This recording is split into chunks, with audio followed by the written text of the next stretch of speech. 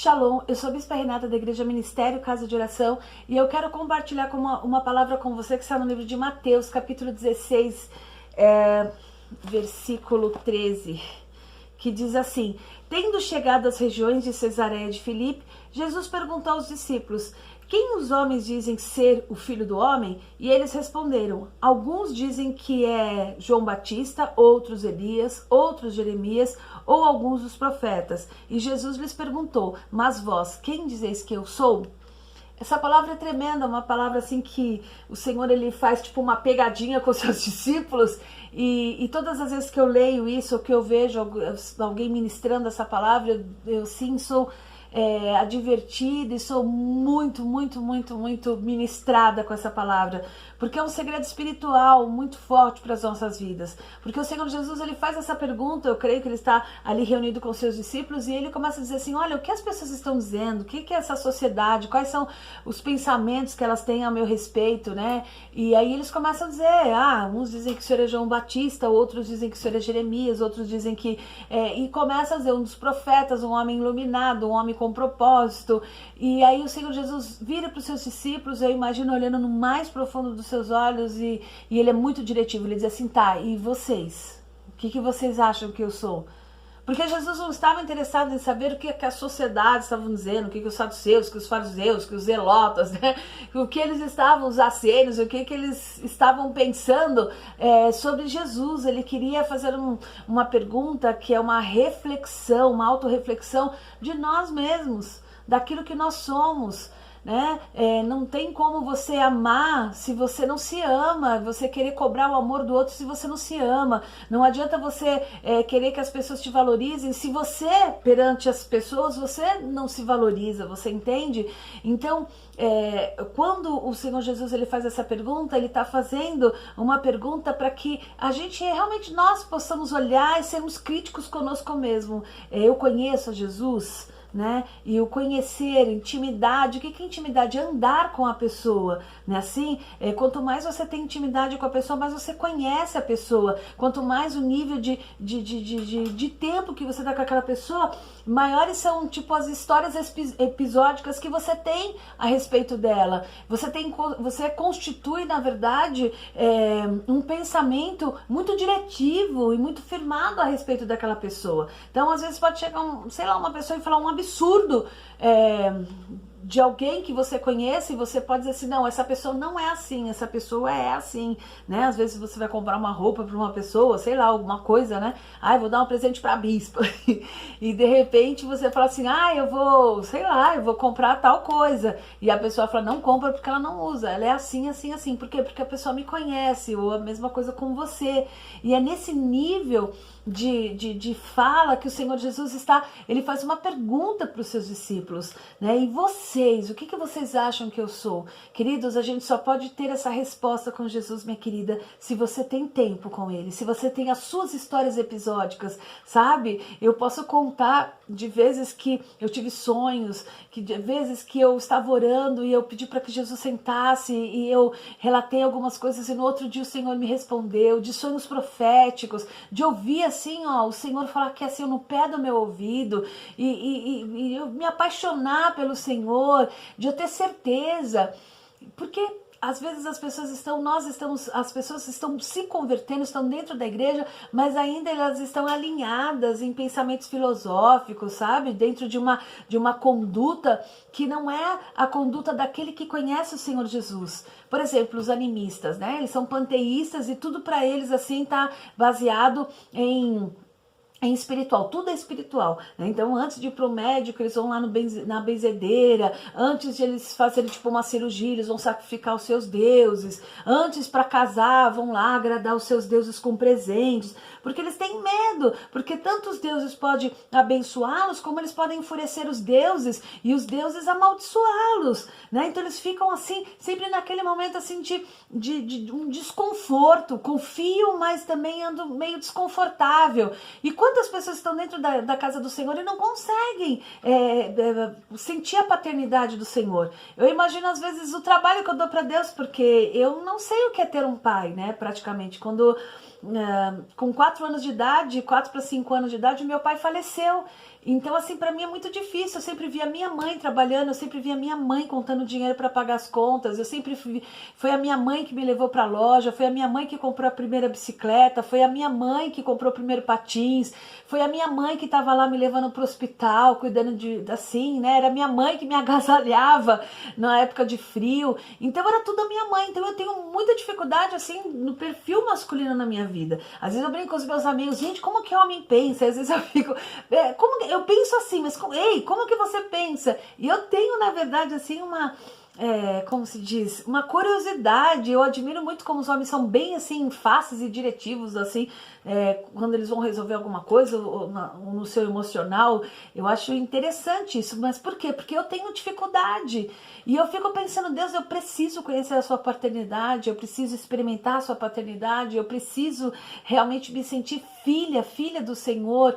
E uma das pessoas que eu penso assim, que sempre viveu debaixo desse medo foi Jó, porque Jó diz assim o quê? Que os filhos acabavam de dar um banquete ou fazer uma festa, o que Jó corria? Ia lá, ia sacrificar o Senhor. Todo momento Jó estava, querendo agradar o Senhor, por medo talvez de ser amaldiçoado. Por isso que quando ele passa todo o seu momento de aprendizado, o seu momento de comunhão com o Senhor, porque Deus é tão bom, e deixa Jó falar, Quando é no capítulo 28, ele diz assim, agora, levanta-se e cinge como um homem, porque agora eu vou falar com você, e você vai fazer todas as perguntas. E aí o Senhor deixou Jó fazer todas as perguntas. E quando Deus começou a falar com Jó não tinha argumentos, mas no final ele faz uma declaração e diz assim, antes eu te conhecia de falar, mas hoje eu conheço de andar com você. E é nesse pensamento que o Senhor Jesus ele faz essa pergunta aos seus discípulos, porque eu e você nós precisamos falar de alguém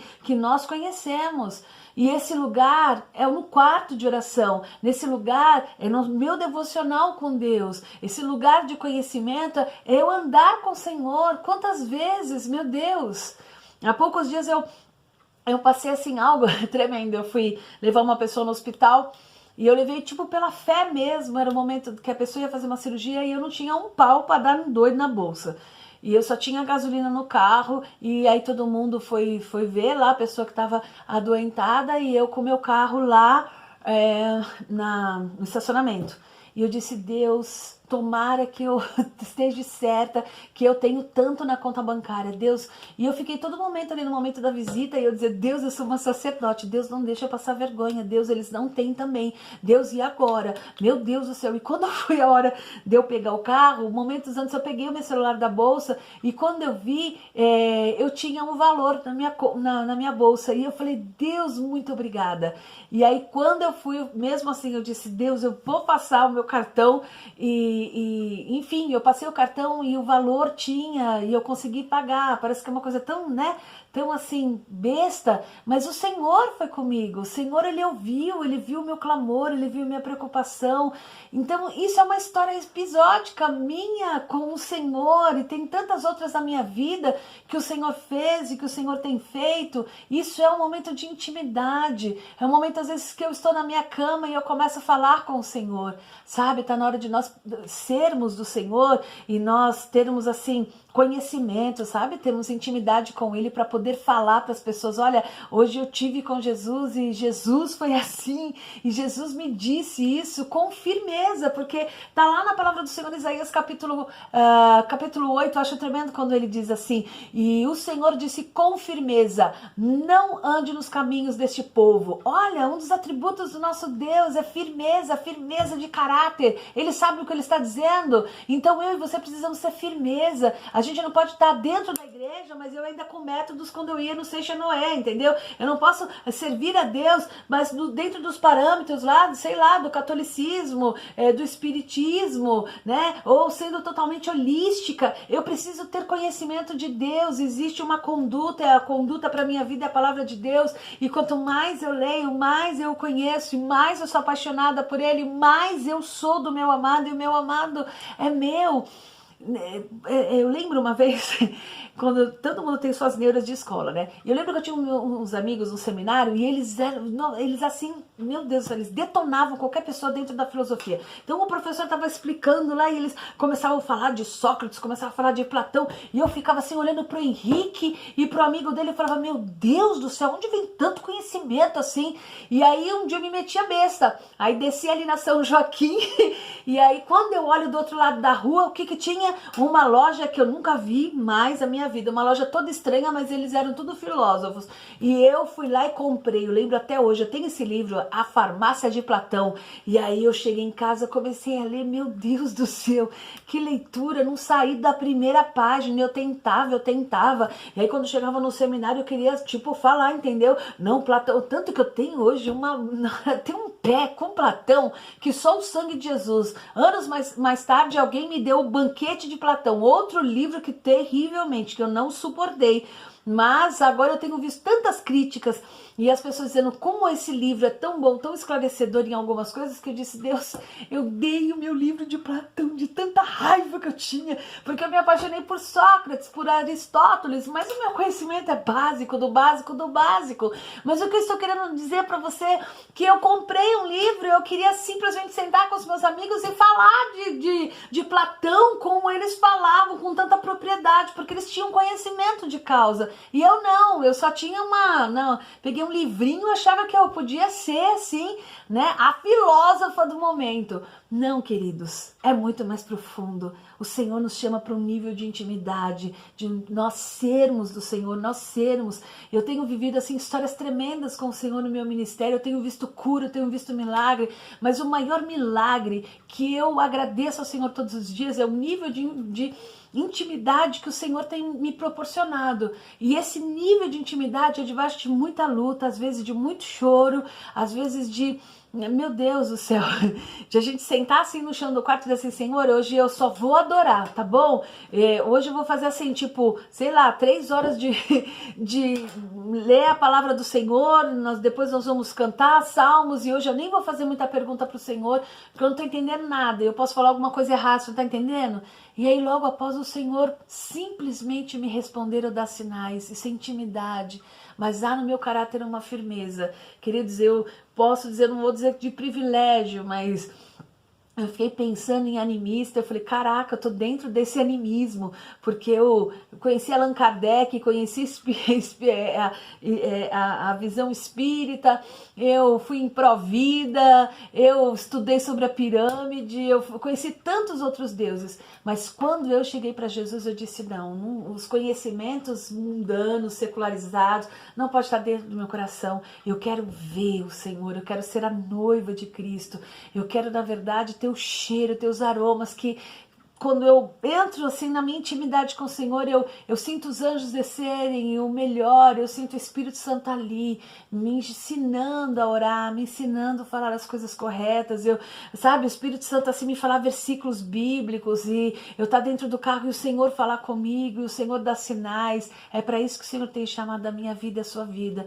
Eu espero que nessa minha reflexão, talvez toda muito louca, você possa entender o que o Senhor está dizendo. E o Senhor está dizendo, e você? O que você diz que eu sou?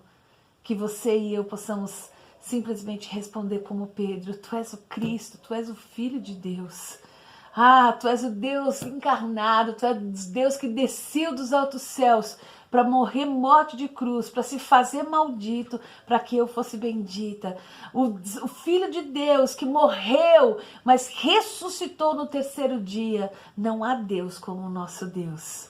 Mas que você não fale de boca, que você não fale de um livro que você leu, que você não copie, mas que isso seja aqui, ó, dentro de você.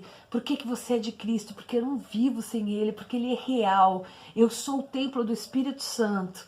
Que você tenha verdadeiramente firmeza de caráter, de conhecimento e de sabedoria, e seja cheia do Espírito Santo. Teve um grito que eu aprendi, um grito de guerra que é muito legal, que fala assim, que seja hoje, que seja agora, vem e derrama a sua glória. É exatamente isso, Senhor, que seja hoje, que seja agora. Vem, Senhor, e derrame a sua glória. Shalom.